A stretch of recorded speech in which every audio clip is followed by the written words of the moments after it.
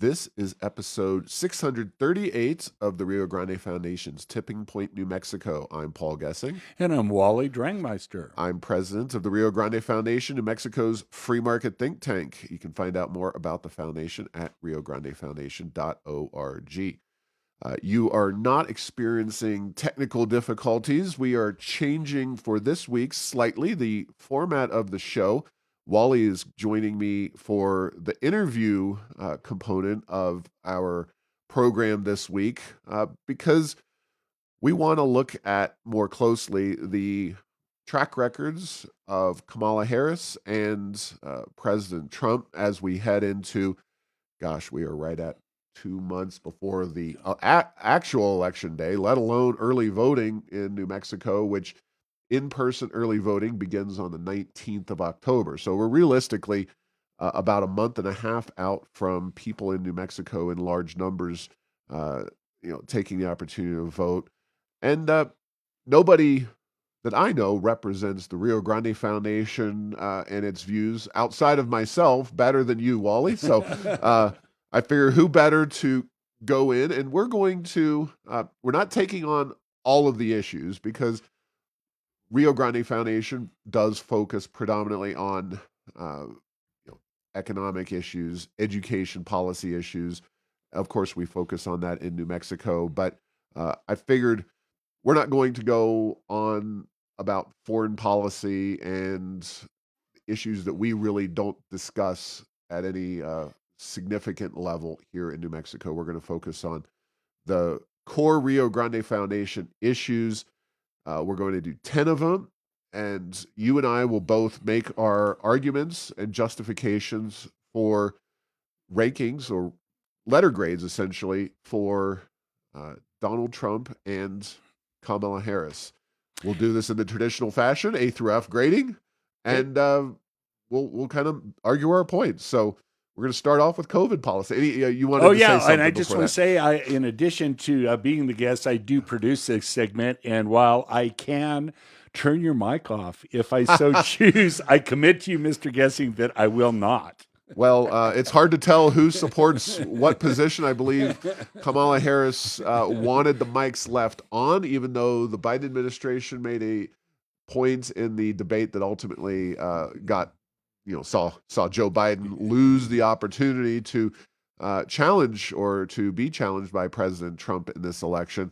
Kamala Harris was, and I don't know if that's been totally resolved yet, has been fighting for the ability to have the open mic on the assumption that she can make her excuse me, I'm speaking that she pulled with Mike Pence in the last election cycle. But anyway, we're going to get down to it, Wally.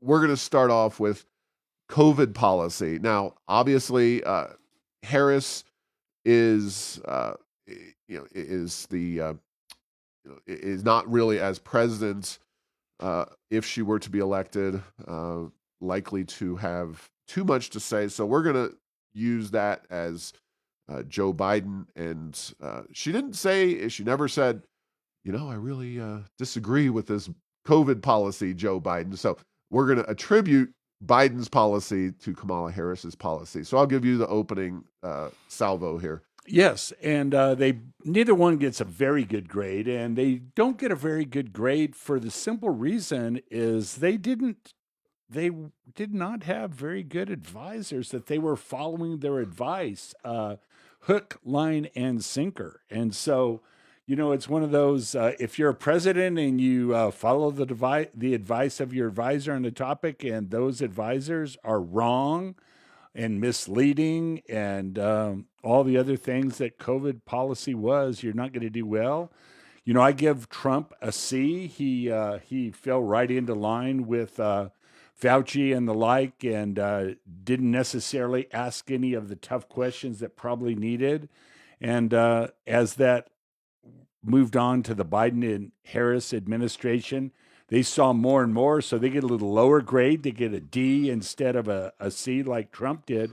And the reason is they saw some of the things that just weren't true, but they just blurred their eyes and, pretended that it was correct and everything will all work out in the end. I'm going to go worse with a D and an F. Okay. D for Trump, F for Biden slash Harris. Uh, you know, I've said that Trump's two biggest mistakes were his keeping Fauci Hmm. on and the health regime, the policy regime of Fauci, and also that Trump spent way too much money. And the biggest way that he spent a lot of money was bailing out uh, states and businesses to cover the mistakes of state government and for the advice that quite clearly Dr. Fauci was giving to the states. And while it was never crammed down, there was never a you do this or else. And to his credit, that's probably the only thing that saves Trump, in my estimation, from being as bad as Joe Biden. That and he was president in the early stages of COVID when people had a lot less information. But uh, I do think Trump deserves a D. But uh, the Biden Harris administration did everything that Trump did worse, and they really had more time, had the opportunity for hindsight, and really were awful during that particular time in America's history. So, definitely, I think it's safe to say, not the most compelling argument for voting for one Donald J. Trump, and certainly not Kamala Harris either. Now, on the other hand, energy.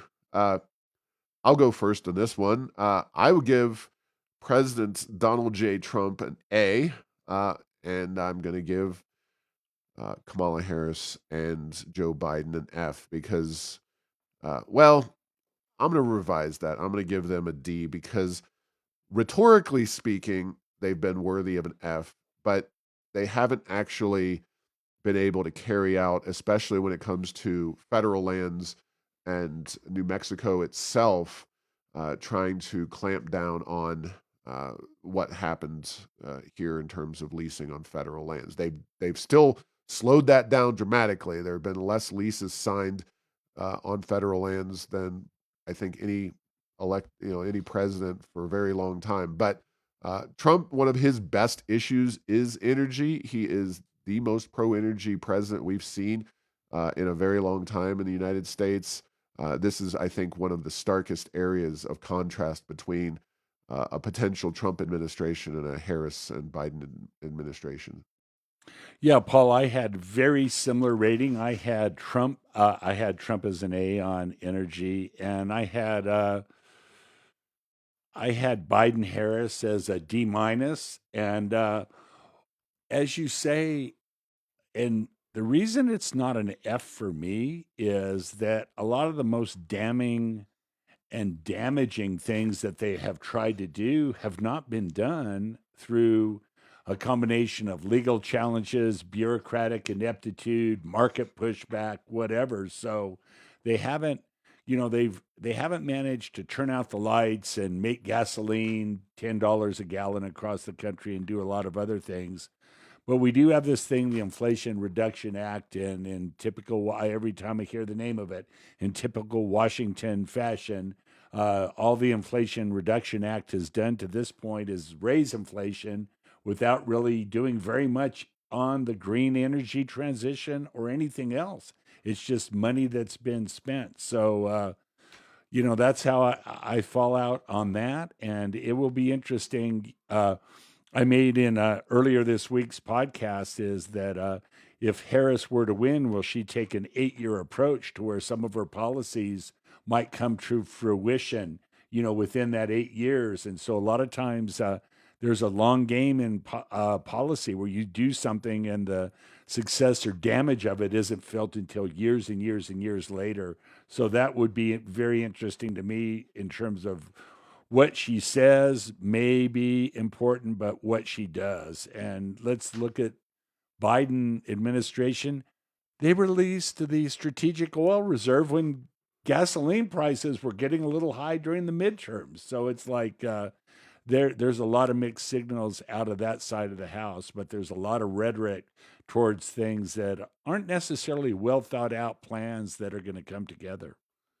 Yeah, I think it's safe to say that if President Trump can, he likes to talk about immigration. There's no question about that. But energy is something that he could really take Kamala Harris to task over, and the whole idea of banning fracking, whether she says she's going to do that or not.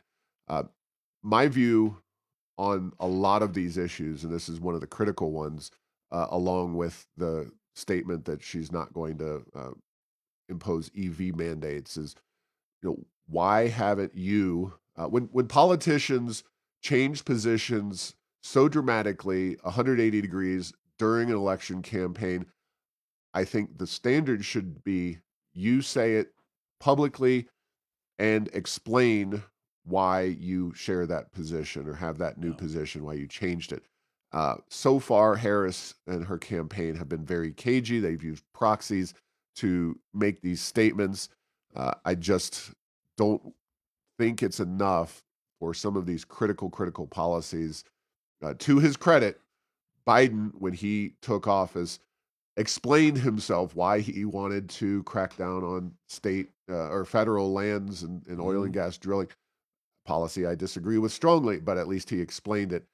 We haven't seen an explanation for what Harris is touting in terms of her policies on a lot of these energy issues, which are critical. And I think it's safe to say that while the printing of money and the spending of money caused a lot of the inflation, the energy component drove up the price of a lot of things during the inflationary spiral we saw in the Biden administration. So it was a double whammy, and I don't think we've had a full reckoning on that. Now, speaking of government spending, uh, I am going to give. This is another one where we're not dealing with people who share the views of the Rio Grande Foundation, and a lot of people, because ultimately I do think Trump is a superior candidate to Kamala Harris.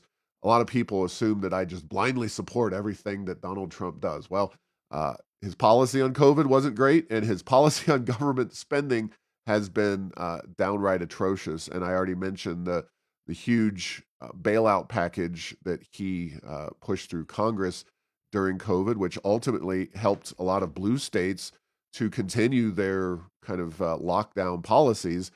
In general, though, even absent that, and of course, COVID exacerbated the spending and COVID's policy under Trump, and then Biden, Harris exacerbated the spending. Uh, Donald Trump has not seen fit to take a hard line on spending, which ultimately, sadly, undermines his own kind of mantra or rhetoric about draining the swamp. The way you drain the swamp is by reducing or cutting off government spending to various agencies and various offshoots of the federal government that are receiving money, and that needs to be something he does a lot more strategically. But I give him overall a D for lack of seriousness about addressing spending. Well, and then on spending, I gave Trump a C minus, and then I gave Biden a D minus. And the only reason I don't want to give him an F is the curse about surely it can't get any worse. And And I gave them an F. So yeah, yeah. yeah, surely it can't get any worse. Yes, it can, and don't call me Shirley. So that's where I am on that. And so, man, we've spent a lot of money on a lot of things, and you know that So that is C where that minus and D minus, right? C minus and D minus. All right. Well, mine is D and F, so I think we're We're we're close. very close there. Free trade. This is another one where I really wish that President Trump and his administration were more forward thinking. Uh, I had advocated for before the recent elections in the UK that if Trump got elected or reelected, he should pursue a free trade agreement with the UK. Now that they have somebody who I would call execrable, the Sturmer, the prime Um, minister over there, he is not somebody who I would be inclined to deal with. But Trump could easily use that as a carrot and say, get a sane prime minister in while I'm in office, and we'll make a trade agreement happen. That involves a lot of politics and policies going on over the UK, but I give Trump a D, and because Biden slash Harris have not done anything on trade, I give them a D as well. So it's pretty pretty sad over there on the free trade side of things. Well, Paul, and I do want to say that uh, tariffs as a tool of trade management, I am not a big fan. I know the Rio Grande Foundation, I know you are not a big fan, but Trump did use some strategic tariffs as a, I don't know what you'd call it, an economic warfare item, particularly with China. So I gave him a B because the anti-free trade things he did, I think, did not come from him not knowing that, all things being equal, tariffs hurt those that they're supposed to help, and vice versa. So I gave him a B. I don't know.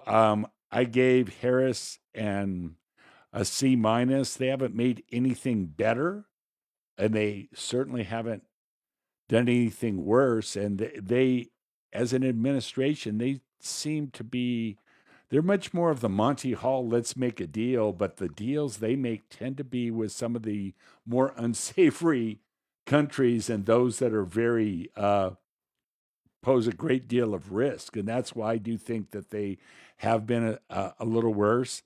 And then a lot of these things about tying up money, et cetera, those never kind of hit the light of day, and we're never quite sure what's going on with that. So that one's a little hard to get into the details, but neither one of them are huge free traders, although I do think Trump at a minimum gets an asterisk for some of his anti free trade things that he did.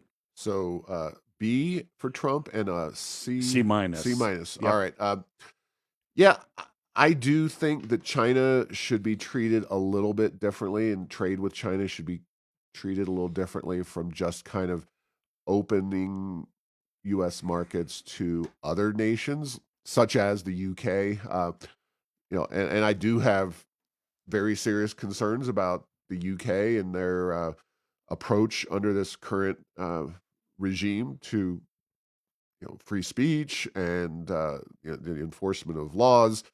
So I wouldn't necessarily jump on board right now with this particular administration. I'm not sure how serious they would be because of their socialistic tendencies to embrace a free trade agreement with the United States. But it's Mhm. something that Trump could wield at some point in the near future with them.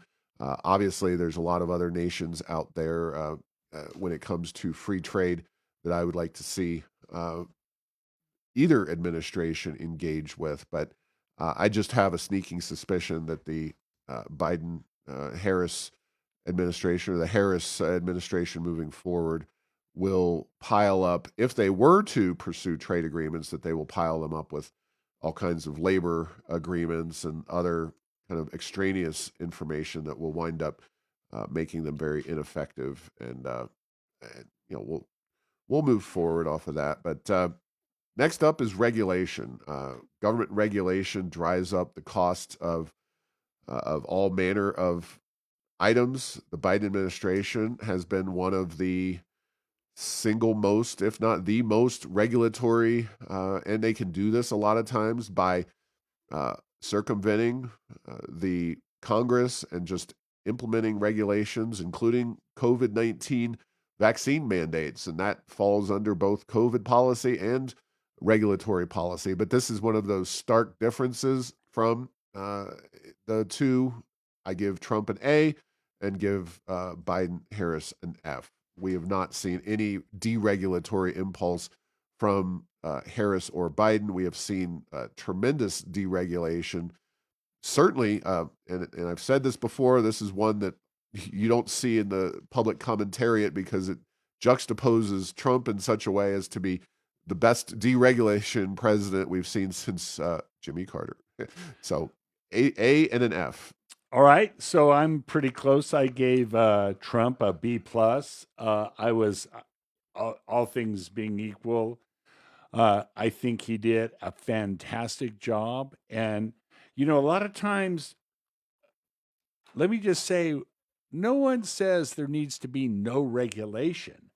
But, we're talking about the cost and benefits of regulation. And, just like the tax code is used sometimes as a weapon of policy or a weapon of politics, regulation can be the same thing. And that's why it is so important. And the other thing that's horrible about regulation, it has all the negatives of a tax increase without any benefit of any kind. It's like throwing rocks through windows. It's like that's about all you can say about that. So I gave Harris Biden D. And the only reason I gave them a D instead of an F is that they have said things that if they would have implemented them, they could have been F and beyond. But their rhetoric, they did not rise up to the level of their rhetoric. And for that, I am thankful. And that's why I gave them a D. One of the things that I have seen, of course, in recent weeks from the Harris campaign is this plan, quote unquote, I will air quote it, to increase the housing supply in the United States. Now, you would think, well, that's a deregulatory action right there.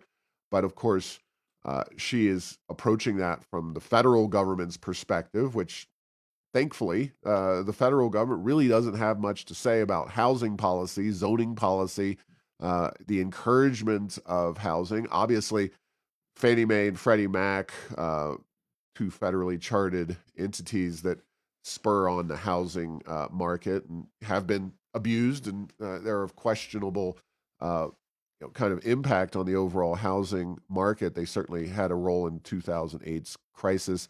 Uh, I think Kamala Harris might be in line with all of that, but how is the federal government going to help build I believe 3 million new homes in the United States? I don't buy it, and I haven't seen any details from her administration aside from just handing people $25,000 tax credits, which ultimately just mostly increase the price of housing and result in wasted money from the federal government. Yeah, the number one thing the federal government could do to encourage homes to be built would be to quit spending so much money so that inflation would come down a little bit and mortgage rates would come down and things would be much more affordable. And then I do believe that you know, I I just have the feeling based on what I've seen, I haven't seen a direct study, but kind of COVID policy with regard to certain things is maybe tied up with regard to regulation as well. So it's not as easy to import building materials. We certainly don't like to cut trees to build forests. There's a lot of things going there. And yeah, throwing money at the problem in and of itself will not solve the housing crisis because it just makes everything more expensive. And we've seen what happens when you get a couple of years of huge inflation. It's not good for anybody. Exactly. Now, immigration is an area where Rio Grande Foundation doesn't really play at all. Obviously, that's a state level policy issue as opposed to a federal policy issue, the federal government dominating in the area of immigration. It is something that's sufficiently big as a issue in this campaign that I think we need to address it. Of course, immigration can contribute to a growing economy, growing population. But I believe that it's not just Republicans, it's not Democrats, it's everybody across the spectrum, I think, should believe, because it is fundamentally broken in the United States, our immigration system. But uh, I'll let you go ahead and start off with your take on Trump on immigration, and then Harris and her approach to immigration. Well, Trump obviously has had better problems that are better. He had better policies than the Biden administration on immigration, and not just to cut to the chase. I gave them an F on their immigration policy. And spot, it's not only not controlling in any way of illegal immigration. In some ways, it's supportive of immigration from places that have are bringing in a lot of problematic individuals into our country and exposing us to huge long-term problems. So they're definitely an F. I gave Trump only a C plus. He did some things. He did some good things, but to your point about it's not all Republicans, not all Democrats. It's both. But there was nothing done from a legislative side that really made any difference. And at the end of the day, the old broken system that at least Trump tried to do what he could, and he made some progress. Hence the C plus. The Biden Harris administration used it almost against the country to just throw open the doors and not have any policy of any kind. Use not for profit organizations to implement policies that would be considered illegal if the federal government did them. And now we're seeing in city after city after city lots of problems. Very pro immigration, Paul, but man, you need a system. You need Right. a So you you have need a C minus and an F, a right? C plus Oh, and an C F. plus and an C F. plus Okay. and an F. Yep. I have a C and an F. Many of the same reasons. Yes, Trump has made his bones in many ways on being tough on immigration, and that is a prerequisite to a functional immigration system. But I do believe that there needs to be a system in place to allow vetted people to come to the United States and work or live or just work in terms of like worker permits and those kinds of things. Um, so I actually largely concur with you in terms of uh, Trump being mediocre, but certainly having an advantage over the kind of open borders chaos of Harris and Biden. Not not the biggest advantage. So for I think we're in agreement that the biggest advantage Trump has are either energy or regulation, and it would be nice to see the Donald use his advantages on those two issues to really hammer on the failures of Biden and Harris. But uh, I guess we somehow haven't had access to the inner sanctum of the Trump campaign. So we'll continue to wait for that. Education is an issue that, on one hand, I wouldn't normally include this because education is quite frankly not a federally driven issue. But on the other hand, this issue has taken on a very high level of importance in our country in the wake of COVID 19. It's one of the few positives of the COVID 19 pandemic and the policies that kind of were implementing and impacting students during that time frame, and now in the wake of COVID. And I think it is very important, especially rhetorically, to have somebody who is pro choice in education, not somebody who is fighting and going to push back against that rhetorically and publicly. So this is a another area where I'm going to flat out give Trump an A and Kamala Harris an F because I think this, while unfortunately he doesn't have as much power in the area of education, so I can see why I wouldn't, kind of place my entire campaign basket in this area. I think it is a stark difference between the two campaigns. Well, Paul, interestingly, I had Trump as A or I, incomplete, meaning, Okay. how much control does he really have? Right. But, here's the thing is to differentiate is that school choice is important, but also the issue of parental rights. And Very that true. Very good point. that is why that is why I could give Trump an A, is because he didn't, at least at a minimum, he didn't do anything to damage parental rights. Right. And so we're getting to the thing about,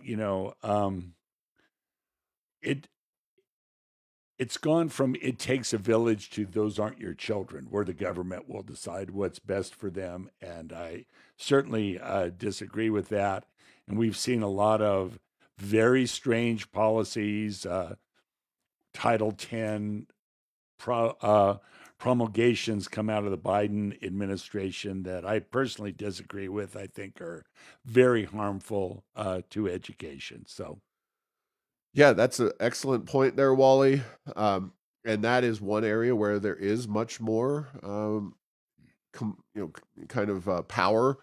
We're actually, Title IX is an area where there's currently litigation that's been in place to. I think I said Title 10, so I was off by Okay, that's okay. I was off by one. I I meant didn't nine. I Sorry didn't about know that. which title you were dealing with, but that's okay. Yeah, it's that has been a impactful area where there's a clear difference between Biden and Harris as well as Donald Trump. So right now, if we're recommending policies to Trump, we believe that energy, regulation, and education are the areas that he should maximize his big differences with Harris on and really hammer those policies. Now, again, I'm going to on the Supreme Court. That's the next topic where we're going. Oh well, I'll give you the chance to weigh in first. I'm trying to do this. Give you the Oh no, chance that's all to right. say something first. So, Supreme Court. That's obviously impactful. I think it's pretty likely that we'll have at least two justices in the next 4 years. Somebody, who knows, maybe a Clarence Thomas, if Harris were to be elected, might try to cling to that seat for 4 years and not have a seat flip that hard to the left, and vice versa. Perhaps Sotomayor, I believe, is the Hmm. likely one for the Democrats to lose. Uh, what's your take on the Supreme Court? Well, were Trump's appointees better than would have come from any other, from a Democrat? Yes. They've proven to be a little squishier than I certainly would have hoped. So I gave them a B minus. Uh, you know, Biden, who will he pick? He will pick people that believe that instead of being the law of the land, that the Constitution of the United States is some quaint, broad principles that if you feel like you should follow them, you should. So it's that stark of a difference, I believe, in terms of who they pick and what their style towards interpreting law under the Constitution. So definitely an F on that side. Although, and that F comes with even an asterisk where it could be so bad you have no idea because you get a few really bad Supreme Court justices, you may find yourself wondering what in the heck happened. You could get some really, really wild, wild results.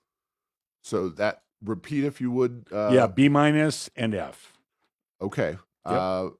I'm a little more charitable to Mr. Trump on this one because the way I look at it as is that I give him an A and Harris an F because you gotta judge Trump's track record versus other presidents. Yeah. As it is a situation where you're ultimately putting people on these court benches and they are going to make the decisions. You don't have the control to really force them to do X, Y, and Z because they are in a different branch of government. They're independent people and thinkers. And so, relative to other presidents in recent memory, I'm thinking of Ronald Reagan, George H.W. Bush, George W. Bush. I would say that overall, the track record of Trump is superior to any of Mhm. those individuals. Reagan. I know Sandra Day O'Connor. I believe he was. Mhm. Was he a suitor? Was he the suitor guy? Uh, Yeah, Justice Souter. Him and I'm the not other one sure. Yeah. always fall into uh, kind of my. They're the same person in my opinion. And then, of course, H.W. Bush did do Clarence Thomas, but his other nominee was no great shakes. Alito came under George W. Bush, but he had his faux pas, including the gal that ultimately Alito did replace. Uh, all this history kind of runs together in my brain. So if I had really written all the Supreme Court justices down, I would have had a better appreciation. But I think overall, Trump has nominated broadly speaking, conservative justices. Oh, well, I mean, there's the Roberts Yes. is pretty much a disaster of Well, George that's W. Bush's. So yeah. uh, Yes, that's a good he's point. so anyway. But you make a good point. Supreme Court justices are not cabinet secretaries that have to do what you tell them to do. Exactly. Once you nominate them and once they are confirmed, then they are independent contractors and independent players for the duration of their terms, which can last up until death. It's a lot like marriage. Yeah, and generally speaking, the rule is that liberal justices do whatever the on the big issues. Hmm. They do what the liberal zeitgeist wants them to do, whereas conservative justices they sometimes do what conservatives wish them to do. More often, they read the law as they see it and interpret it that way. So it is always a tricky thing to kind of get your viewpoints put forth through the courts and through these justices as a conservative. Uh, One of the things that I think is really important nowadays and is top of mind for sure is censorship and open government. And you know, when you talk about censorship and to an extent open government, obviously Trump says a lot of things, but from a general uh, governing perspective, and I'm looking at mostly his time in office, his 4 years, I think President Trump was an A, whereas Harris, I have real concerns about her approach to open government, and she said in an interview with Jake Tapper that's been rolling around on the internet that you know X or Twitter has this privilege of providing information and being available. And the way I kind of look at this is that uh, yes, Trump said that he thinks that you should ban burning the American flag, and I don't really ultimately care that much about that. I know that gets a lot of people exercised. I think you can make arguments on both sides, but ultimately the courts have said that that is protected speech. Okay, that's fine. Trump says differently. We'll see what happens. I care a lot more when it comes to free speech about the government influencing social media channels and essentially telling them what they can and cannot do, well, especially on factual issues like COVID-19 and uh, Hunter Biden's laptop and the way that the left and the Biden Harris administration have either used or influenced uh, these these public corporations to really carry the water for their own viewpoints. And so, from a censorship and open government perspective, I give Trump an A and Biden Harris an F. Well, I give Trump an A as well. And, one of the reasons I think this issue is so important going forward is just look across the pond to where they are. And Great Britain, under Starmer, is starting to not almost be socialist, but almost be fascist in its approach to information. And so, could that happen? The other thing that I think that makes this extremely as important, and we saw this in COVID, is a lot of the things that were blocked as being misinformation on social media turned out to be correct. Absolutely. And so, it's one of those things. This is a hugely important. I gave Biden a C on this just because he hasn't done a whole lot. Every now and then he wrings his hands, but the policies haven't been as much. And again, I was worrying about this a little bit less until I saw what was going on in the United Kingdom and saying, boy, I certainly hope that bad strain of public policy doesn't come to the U.S. So I think the risk is much greater, but I didn't give them quite as low a grade. Biden Harris, give him a C. Well, that is very forgiving of you there, Wally. I really hold a lot of grudges based on what happened during COVID-19, and hopefully we don't have to deal with a similar situation in the United States for a very long time. But the idea, and unfortunately, getting back to the Supreme Court, unfortunately, the court essentially ratified the ability of the government to engage in this kind of behavior. It highlighting the difference between something that truly is a trivial act. I mean, it is. I think a lot of people who are very patriotic get very upset about seeing the visceral image of the flag burning, but ultimately, uh, nothing is going to happen broadly in our society due to one or more people burning flags. They burn flags at a lot of these pro Palestinian protests and other examples of the flag being burnt. Uh, what is truly impactful is the crackdown on social media. And uh, I think Harris, if anything, will be more aggressive and worse than Biden has been on that issue, especially in the wake of the Supreme Court's decision, which I think was ultimately misguided. But I also believe that they uh, couldn't figure out where to draw a bright line and say you can have conversations, but you can't pressure them, and how that would be enforced and how that would realistically uh, take hold. I just don't think uh, they had a clear line there to make that differentiation. The court did, so they kind of punted it and gave the federal government pretty carte blanche. So, well, final one: rule of law. Now, Trump is often perceived as, and he did not go quietly into that good night after the 2020 election. So I rank him as a C with regard to the rule of law. But I never thought that the shift in power was in question realistically. I thought all along that it was going to happen, it was inevitable, and that Trump's protestations to the contrary were never going to actually threaten the transfer of power in our democratic republic.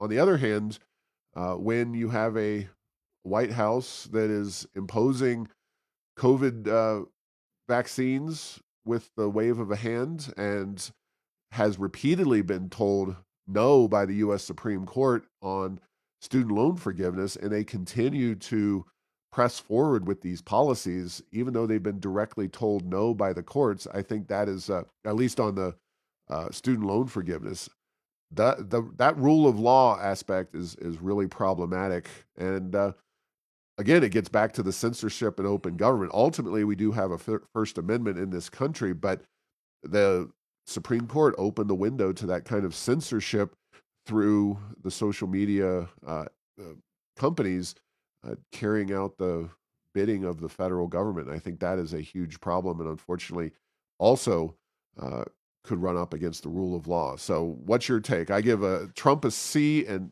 Biden Harris an F. Well, I'll go along with the F for Biden Harris. And, between rule of law, there are immigration laws on the books as well. And we don't talk about lack of enforcement of those laws very often.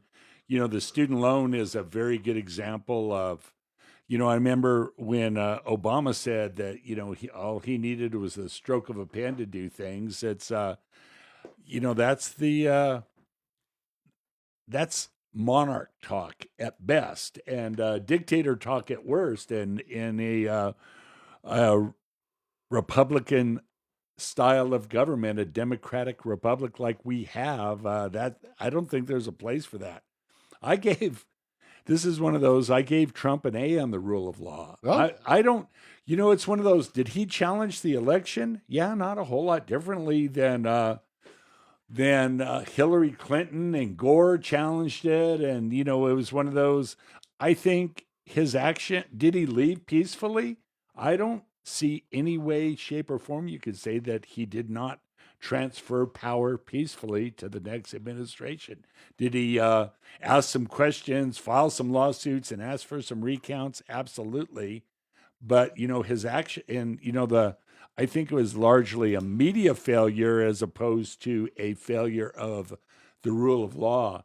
And then the other reason, just to put a close to this topic from my point of view, is why was January 6th made into such a big deal by the D's, is they couldn't really point to anything that Trump did that was that incendiary that would imply that he wasn't a rule of law. So they kind of made it out that January 6th was done by Trump when I'm not so sure it was, but they use that as a good example because Trump's direct action and his legal actions, the actual transfer of power, all went relatively well.